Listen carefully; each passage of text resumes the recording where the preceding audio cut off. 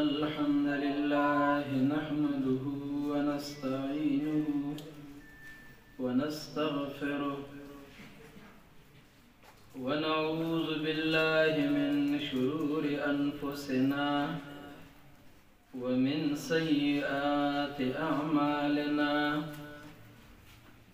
من يهده الله فلا مضل له ومن يضلل فلا هادي له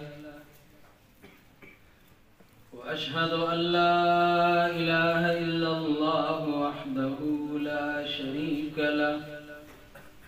وأشهد أن محمدا عبده ورسوله صلى الله تعالى على خير خلقه محمد وعلى آله وأصحابه أجمعين أما بعد فأعوذ بالله من الشيطان الرجيم بسم الله الرحمن الرحيم يا أيها الذين آمنوا ادخلوا في السلم كافة ولا تتبعوا خطوات الشيطان إنه لكم عدو مبين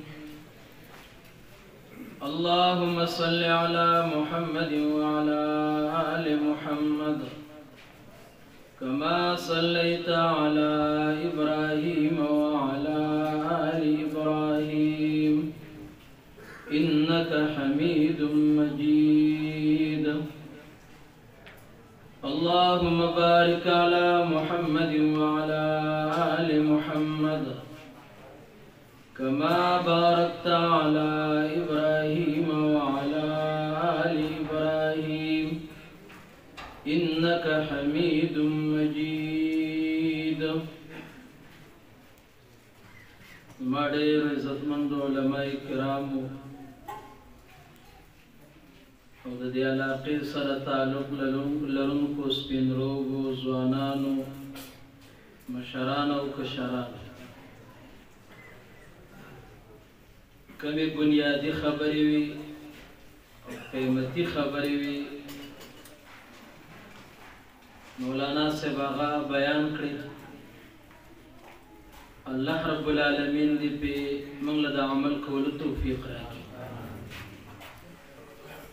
اصل سیز د الله په دین باندې عمل دی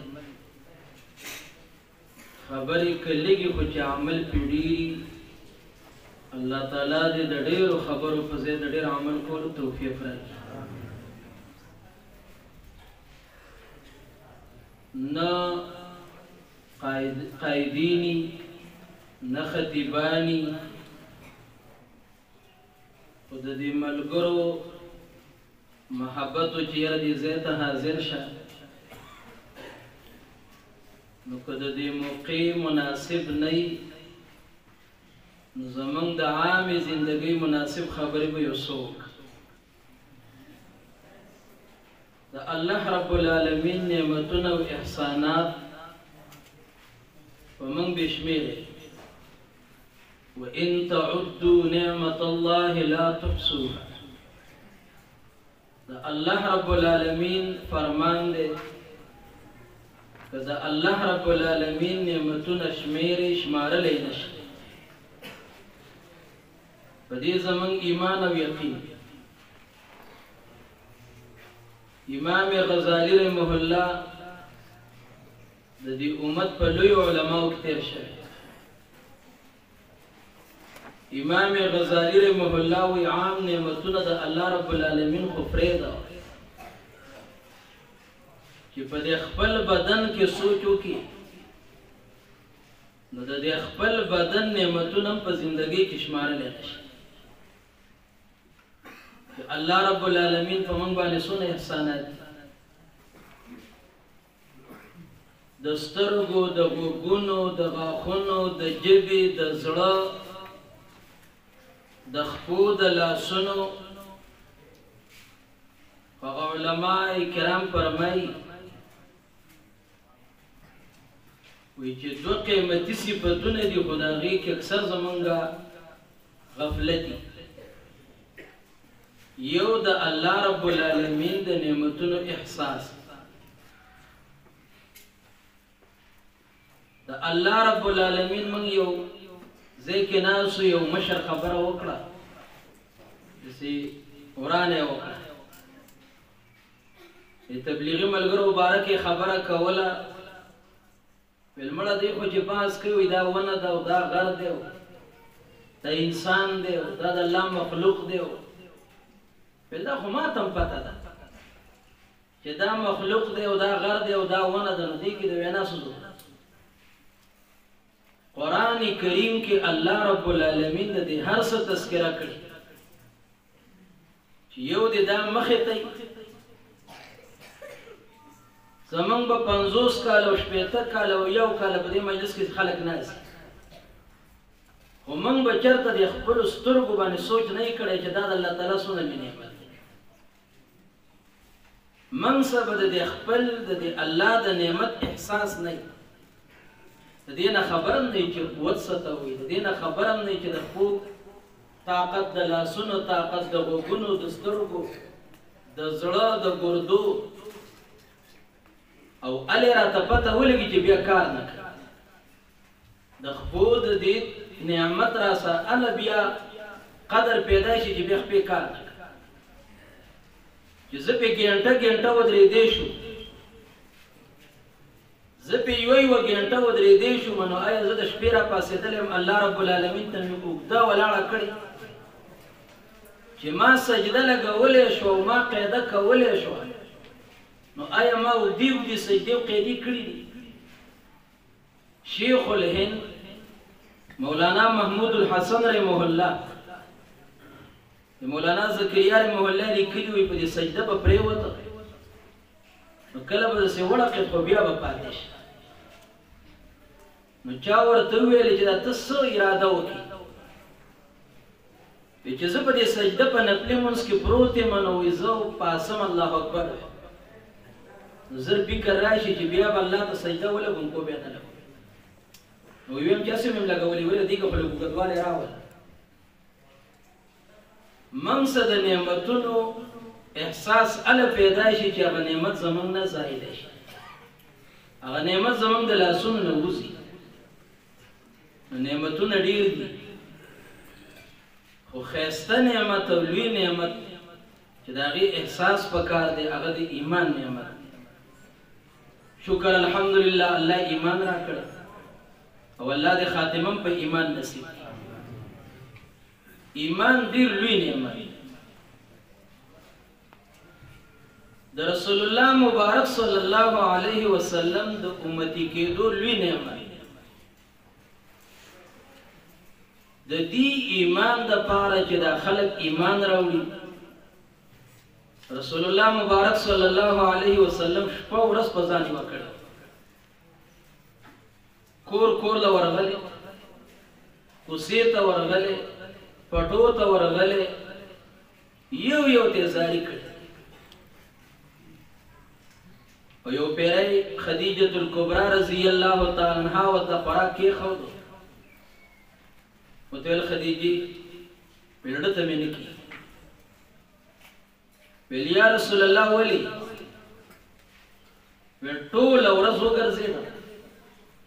زاریګانې مې وکړې، خو زما په اواز چا لبیک ونه وي او چا راله ملګرتیا ونه کړه. د رسول الله مبارک صلی الله علیه وسلم تکلیفونه، قربانۍ، مشکلات د دې سیرت په کتابونو کې راغلي. سنن ترمذی شریف کې یو حدیث مبارک دی، رسول الله مبارک صلی الله علیه وسلم فرمایي لقد اوذیت فی الله وما یؤذى احد واخفت فی الله وما یخاف احد. وی دا الله رب العالمین په دین کې راته دومره دردونه او تکلیفونه رسېدلي چې دا هیڅ پیغمبر ته نه دي رسېدلي، چا ته نه دي رسېدلي. او او دومره د باغونه را باندې شوي او یرولې شوي چې دومره وبل څوک نه د الله رب العالمین په کور کې د الله رب العالمین باندې د ایمان راوړلو دعوت او چې په بیت الله شریف کې اعلان وکړ نو عقبه ابن ابي معيط یو کافر دی بخاری شریف کې داغي واقع راځي رسول الله مبارک صلی الله علیه وسلم دا صادر د مړی کې واچو بعضی وی خپل صادر ول مړی ته واچو بعضی محدثین وینا چې کوم رسول الله مبارک په ځان کړو دقه ولونی او تاوی فخنقه خنقا شديدا د رسول الله مبارک صلی الله علیه وسلم د مړینا د زندې غوازونه راووت لري وته په سټونو اچولې شي د دې ایمان د پاره چې هغه د ایمان دعوت ورکو خلک ایمان ته راغلي چې دا ټول خلک د دې خبرې اقرار وکړي چې زما خالق الله دی زما مالک الله دی زما حاکم الله دی زما معبود الله دی او دا دې زړه تم کوزي اقرار باللسان وتصديق بالقلب واځي په خلم کار نه کی او یوازې د زړه په تصدیق هم نه دی او عمل بالارکان چې دی به سره باقاعده عمل هم کوي نو ما چې کوم آیات کریمه لسته په هغه آیات کریمه کې الله رب العالمین فرمایي یا ایها الذین آمنوا ادخلوا فی السلم کافه اے د ایمان خاوندان په دې اسلام کې پوره ورننه په دې آیات کریمه کې الله رب العالمین دو جملې ویلي دي یو په اسلام کې پوره داخل شي او دویمه خبره الله رب العالمین کړي ولا تتبعوا خطوات الشیطان شیطان تابعداري مکوئ دغه په نقش قدم مو ورسئ په اسلام کې پوره داخلي دل سدي علماء وی حافظ ابن کثیر رحمه الله مفسر وی په اسلام کې پوره داخلي دل دی او په ایمان کې چې دا اسلام په تقاضو باندې انسان روان شي اقرار خو وکړو زړه ته تصدیق کوس کو او اوس به د اسلام په تقاضو باندې چلیږي منګه کلمه وایو د ایمان او د اسلام دعوی کو او د اسلام تقاضو نه خبر نه الله دې خبر کی د اسلام تقاضی سدي نو علماء یو څو تقاضی ویلي دي د سه مختصر الفاظو کې دغه تذکرہ کوم په اړه اکتفا وکړه علماء وی د اسلام تقاضی د دین بغیر چې انسان جون تیری نو دې الټا روانه یو عالم دی غلی کلی وی دی ریل گاڑی تا ټرین ته یو عالم وخاته چې عالم وخاته ځان سه انګریزي اخبار راغسته دی نو د انګریزي د اخبار الټا و نو په دې علماء باندې د خلکو اسیم دغه بدګماني چې د مخلوق او د انسانانو پرېوته مخلوق د رزق علم تناس هغه د الله رب العالمین ځان لا نعمت دې چې کم پرېوته انساني الله رب العالمین قبول کی وجد په دې علماو کې ماهرین علما مشته چې د دنیا او د دینی علوم او د دنیوي علوم ماهرین نو هغه وې دا اخبار الټه نیولې نو ځوانان لکان ګيري خړېل مونږ او داسې صفات نه لګیدا نو هغه په څه وخاند اوس مولا دی او د دین نه دی خبر چې انګریزي څنګه ویل کیږي الټه اخبار نه وي نو هغه عالم ورته وی چې ولې خاندې لکه ځوانان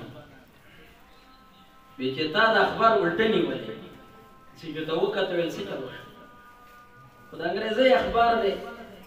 که الټه مې ولې سو کفر خو ونه شه او ویل منګه ټوله زندګي الټه د په هغې د تعجب نه راځي او د انګریزي اخبار ما قصدن الټه نیولې هغه له انګریزي هم ورکړه زمونږ یو طالب بیا لاړه سعودي ته مزدوري کوله عالم شه نو لسم یې کړی و نو لسم څه تعلیم دی ویل یو افسر را باندې ولاړو سپینه ګیرې وه سوچه مزېدار ویل څه خبره یې وکړه ما وله په انګلیش کې جواب ورکړ ویل چې ما ورته په انګریزي وویله یو ټکی ما له دغه یو ټکی ویل راته ویل هغه شروع وکړه داسې پوخ انګریزخوانو وایي سخې خراب کړه ما له خوا خو نوره ژبه نه راته او هغه ډېره ټیټه انګلیش ویل ویل وروسته یې راته وایي چې بچیه عربي به زده کوو ځکه دا زموږ د الله د کتاب او د پیغمبر صلی الله علیه وسلم زبان او د جنت زبان دی نو دا به دیني ضرورت دی دا به مې زده او که پښتو سم تعلق یو خاندان هم د پښتني پښتو به وایو دا زموږ قومي خبره که پنجابي هم پنجابي به ویم که سندي هم سندي به ویم که بلې ژبې والی بل به ویم ځکه دا مې خانداني ده او انګریزي به د ضرورت په وخت کې وایو د فخر په وخت کې بیا نه وایو تا ته اوس ځان په دې اوچت ښکاري چې ما له انګریزي راځي نو په انګریزۍ به فخر نه کوي نه مې نه دیني ژبه ده او نه مې قومي ژبه ده نو زه بې ولې فخر کوم فخر به په خپل خانداني ژبه او په اسلامي ژبه باندې کوم نو هغه عالم ورته وویلې چې انګریزي راځي خو دا اخبار مې الټه نیولی چې تاسو تعجب وکړئ نو دې ته خو تعجب کې خو د خپلې زندګۍ باندې لږ سوچ وکړئ چې ټوله زندګي مې الټه ده د الله رب العالمین د حکمونو نه او د رسول الله مبارک صلی الله علیه وسلم د طریقو نه خالی ده په هغې اړه تعجب نه راځي نو بیا هغه ځوانانو ته د دین ترغیب ورکړه چې د اسلام په تقاضو چلیږو نو دا زموږ ژوند به سیده وي الله دې زموږ ژوند سیده کړي او چې د اسلام په تقاضو نه چلیږو دا الټه ده د اسلام تقاضا څه ده علما وایي یو د اسلام تقاضا دا ده چې خپل عقیده درستول چې موږ مسلمانان من حیث العقیده د الله رب العالمین متعلق څنګه عقیده د رسول الله مبارک صلی الله علیه وسلم او د عام انبیاء علیهم السلام متعلق څنګه عقیده د توحید په عقیده باندې ځان کلکول چې په وړه خبرم ایمان خو دې کېږي نه عقیده هم خرابېږي نه چې په لسو روپو خپل ایمان خرڅو دا زموږ عقیده بېکاره ده د رسول الله مبارک صلی الله علیه وسلم د نبوت متعلق عقیده او بیا د ختم نبوت متعلق عقیده د هغې نه نه خبر نو کله به م قادیانۍ راکاږي کله به م عیسوي راکاږي کله به م هندو راکاږي چې د خپلې عقیدې نه نه خبر زموږ یو مشر دی مولانا اسدالله خان صاحب هغه وایي چې ځوانان مې د لسم جماعت ځوانان او ګاډي ته مې راوخېجول او تپوس مې ته وکړو چې یاره نبی صلی الله علیه وسلم متعلق د نوم تپوس مې ته وکړو ولا نه او د نبی صلی الله علیه وسلم نه پس ما وی چې بل پیغمبر راځي وي چې ولې نه دا خیال چې دې بلسي مثال یو عالم مړ شو بل راځي عالمان خو پیدا کی دا بنیادی عقیده د دې نه بغیر نه الله خوشالي نه الله رب العالمین جنت ورکړي نه انسان مسلمان پاتې کېدی شي او دا دومره مضبوطه او اتفاقی عقیده ده که شیعهګان دي که سنیان دي که مقلدین دي که غیر مقلدین دي که دیوبندیان دي که بریلیان دي خو چې څومره په نوم مسلمانان او علما دي د ټول اتفاقی عقیده ده او موږ ته خبر نه خپل عقیده کلکول او مضبوطول الله دې موږ د عقیدې فکر منې کړي دویم په اسلام کې پوره داخلېدل دا دي چې موږ من حیث عبادت په اسلام کې داخل شي چې موږ ایمان راوړی نو چې ورسره اعمال هم کوو عبادتونه هم کوو یم مسلمان د سهار مونږ دې کړی یا نه ماسپښین مونږ دې کړی نه زموږ یو مشر په ځوانۍ کې د ټرک ډرایور پاتې شو ما ته خبره کوله ویل یو ځلم سودا راواغېسته چې هوټل ته ودرېږو یو سړی دی هغه دال خوري نن نه 30 کاله 40 کاله مخکې داسې هوټلې نه وي لکه دا اوس خوري او زیات نه زیات دال او غوښه او سبزي او غوښه پخېده هم د غوا وه د ګډانو د کیلو به ډېره کم ویل هغه به ځان له دال وي او یا به سبزي ویله او موږ به غوښه خوړه ویل ما د دې ډرایور نه تپوس وکړو چې سړی دا غوښه ولې نه خوري بیمار دی ویل ما ته یې ویل چې غلی شه هندو دی د هندو مال هم راچولی دی هندو د غوښه نه خوري وایي دا زموږ معبود دی غوښه یې د پسه له وکړي ویل ما ورته چې دله خو دعوت ورکول غواړي ویل ما ورته خبره وکړه چې مړه پخوا خو ناپوهي وه نو ځکه یو انسان سیکه او هندو او یا بل څه بل څه نو خیر دی اوس خو هر څه رڼا شوې ده علم ډېر شوی مړه ته اوس هم هندو وي ویل هغه راته ویل چې ته مسلمان ویل ما ورته ویل چې ویل چې وایي زمونږ او د هغه داسې تقریبا یوه نیمه ورځ 2 ورځې سفر شوی ویل هغه اول وخت نه راته شروع وکړه چې هغه لمونځ دې کړی ویل ما ویل چې نه ویل بیا یې راته بل ویل دا بل لمونځ دې کړی ماسپښین لمونځ دې کړی نه مازدیګر دې کړی نه ماخوستن دې کړی ماښام دې کړی نه ماخوستن دې کړی سهار دې کړی راته ویل چې زما ستا فرق څه دغه یو شان شي دی نه تا لمونځ وکړه نه ما لمونځ وکړه هغه چالاک هلک و ځوان و خو ځان یې د خلاص کړی ځان مې ته خلاص کوي ما ورته ووایي چې ټیک ده چې ما مونږ نه دی کړی خو زما په زړه کې ایمان دی ما الله منلی ما د الله پیغمبر منلی ما آخرت منلی کیدای شي الله توفیق راکړي یو کاڼی هم د لارې نه خوښ کړم او د الله خوښه شي دا زموږ د قرآن او د سنت او د اهل سنت والجماعت عقیده ده چې که یو کس ایمان زړه ته کوز کو او بیا ترې ګناهونه کېږي نو نه بیا کوي خو الله رب العالمین ورته بخښنه کوي او که یو کس نیکۍ نه وي کړي او فرایض یې پرېښي وي کافر کېږي پرې نه ډېر لوی ګناهګار دی خو که د الله رحم پرې راغلی مات دی لکه یو حدیث مبارک کې راغلي رسول الله مبارک صلی الله علیه وسلم فرمایي مسند احمد شریف کې حدیث دی په لاره باندې یو 2 کسان روان یو بزرګ او نیک انسان او یو ډیر ګناهګار انسان د الله ډیر نافرمانه انسان وی په دشته کې روان دي نو د اوبو څخه ختم شو د نیک انسان نو د ډېرې تندې نه بېهوشه شو نو راپرېوته وی دی بل کس سوچ کو کله بیا خپل بتکي ته کته اوبه ورسوي که اوس وله به دې خوله کې اوبه واچوم دی خو به برابر شي خو ما ته هم لاره پاتې ده نو که زه بېهوشه شوم او زما ته د اوبو ضرورت چا راکړي نو زه به څه کوم رسول الله مبارک صلی الله علیه وسلم فرمایي صحیح واقعه او صحیح حدیث شریف وی رسول الله مبارک فرمایي وی ده به داسې کله هغه ته کته کله اوبو ته ویل اخر یې ووي چې ډېر نافرمانه او ګناهګار د الله یم خو که دې دغه نیک انسان له مې د اوبو په خوله کې ور نه کړي نو په هغه نور مې د بخښنې امید شته خو رحم به وکړي خو بیا یې راسه نه کړه چې الله به وایي ښه دا بنده مړ کېده او تا پرې رحم نه کړه و بیا راواغستې د هغه په دې خوله کې واچي هغه را بیدار شه یو خوا لاړی بل خوا لاړ جدا شو رسول الله مبارک صلی الله علیه وسلم فرمایي وی په دې کې دا دواړه وفات شو په دې یو باندې چې دا کوم ګناهګارو د الله رب العالمین فیصله او حکم پې واورولی شي فرشتو ته وي جهنم ته واچوي چې ده په خپل ژوند کې د الله رب العالمین تابعداري نه ده کړې فرشتو روان کړی جهنم ته نو هغه نیک انسان یې ولید چې ویلي دو نو بس آواز کوي هلکه ای پلان کیا ته خبر نی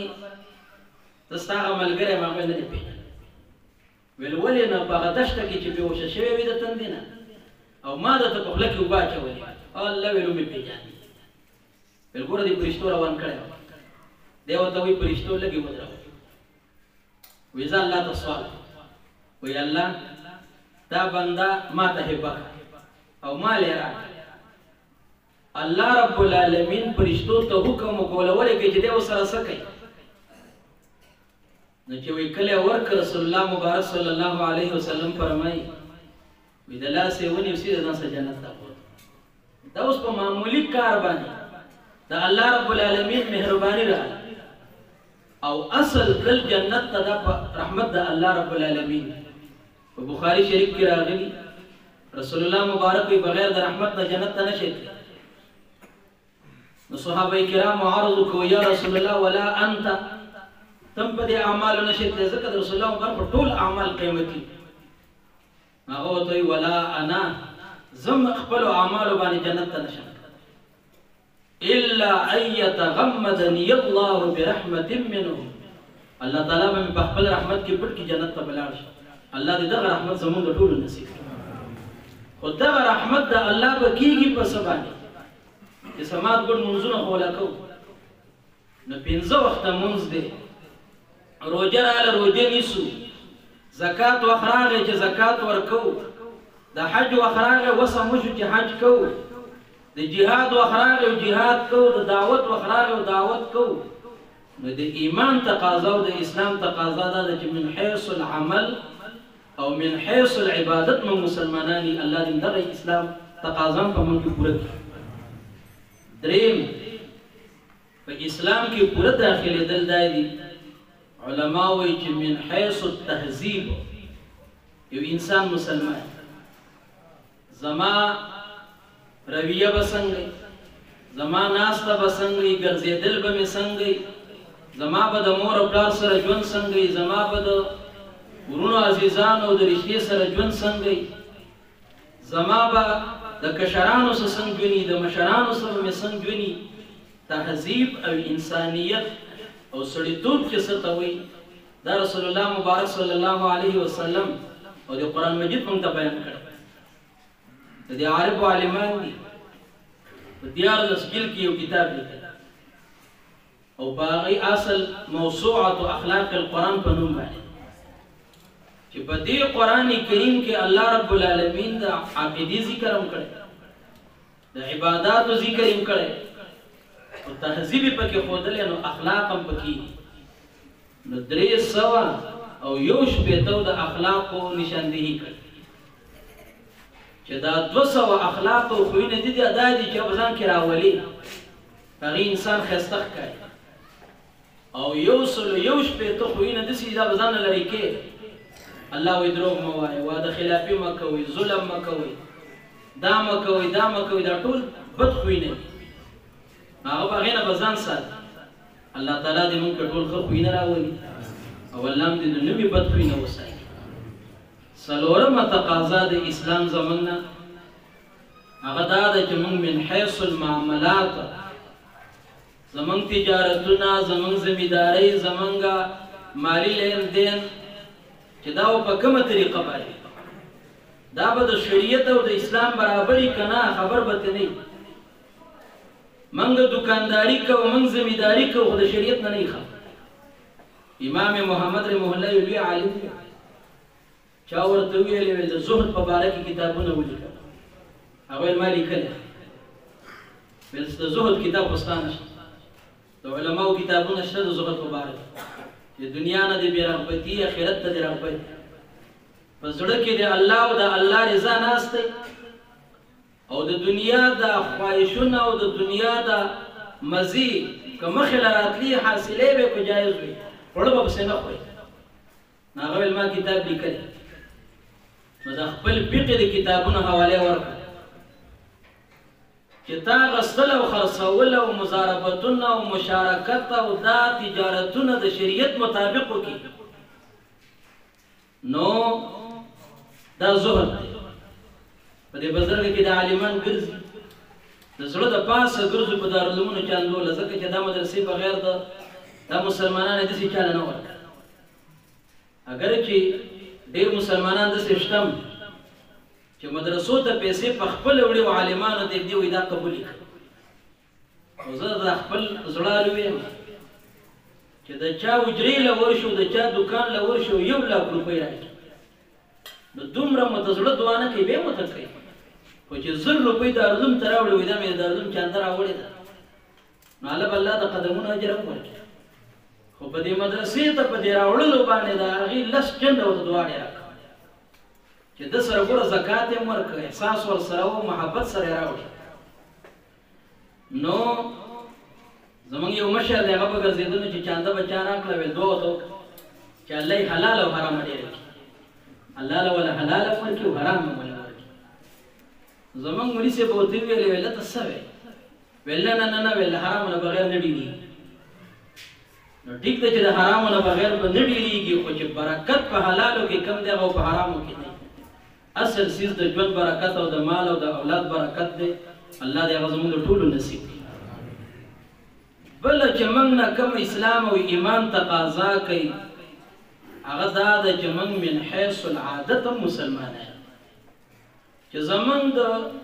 شب و روز دا زندگی عام عادتونه دا د اسلام مطابق دا په 2 عادتونو ښایسته دی الله دې دا پکې راولي یو د دعاګانو او یو د ذکر د رسول الله مبارک صلی الله علیه وسلم چې ژوند ته ګورې ټولې دعاګانې د رسول الله مبارک صلی الله علیه وسلم ژوند چې ته ګورې ټول ذکر اذکار بازار ته تللی ذکر دی موږ ته نه خبر د بازار نه راځي ذکر دی موږ ته نه خبر جمعات ته روان دی ذکر دی جمعات نه راوځه ذکر دی سبا وخت ذکر دی ماښام راغی ذکر دی د مانځه نه پس ذکر دی سب ته د رسېدو ذکر دی څوک دې خوشحاله ولي د ذکر دی څوک دې بیمار ولي د ذکر او دعا ده شین اسمانو د هغې خپل اسکار دي ورځ دې ولي د هغې خپل اسکار دي موږ د نبي صلی الله علیه وسلم په دې اسکارو په دعاګانو مې یو ځل مطالعه کوله حقل به دې ورته حیران شي چې د رسول الله مبارک صلی الله علیه وسلم زندگی خو هر لمحه او هر سکند د ذکر او د دعاګانو نو د خپلې ژبې ذکرونه 2 قسمه دي یو داسې ذکر دی د ځای سره تعلق ساتي د یو محل سره تعلق ساتي د موقع سره تعلق ساتي او یو عام ذکر دی بس په خوله سبحان الله الحمد لله لا اله الا الله لا حول ولا قوة الا بالله او د رسول الله مبارک صلی الله علیه وسلم باندې درود شریف او پنځمه تقاضا د اسلام چې زمونږ نه ده نو هغه دا ده چې موږ من حیث الاقامت او من حیث الخلافت په اسلام کې داخل چې دا کوم ایمان مې قبول کړی او دا کوم دین مې منلی او کوم قرآن منم نو دا د غلبې دین دی رسول الله مبارک صلی الله علیه وسلم د غلبې دپاره راغلی هو الذي ارسل رسوله بالهدى ودين الحق ليظهره على الدين كله چې د الله په ځمکه به د الله د کتاب نظام وي د الله په ځمکه به د رسول الله مبارک صلی الله علیه وسلم راوړلی شوی نظام دی د دې دپاره به دعوت کارم کو د دې دپاره به مال هم لګو د دې دپاره به دعاګانې هم کوو که موږ دا وایو چې د الله رب العالمین په دین دې موږ پوره شو او زموږ د آینده نسل دې پوره شي د خپل ځان فکر او د خپلو بچو فکر او دا د دې علماو سره منسلک ساتل او د دې مدرسو سره منسلک ساتل الله رب العالمین دې دا دارالعلوم کامیاب کړي الله رب العالمین دې ټول دارالعلومونه کامیاب کړي الله دې دا ولاړه او دا وینا او دا ناسته او دا راتلل خپل دربار عالیه کې قبول کړي وصلی الله تعالی خیر خلقه محمد و آله وصحبه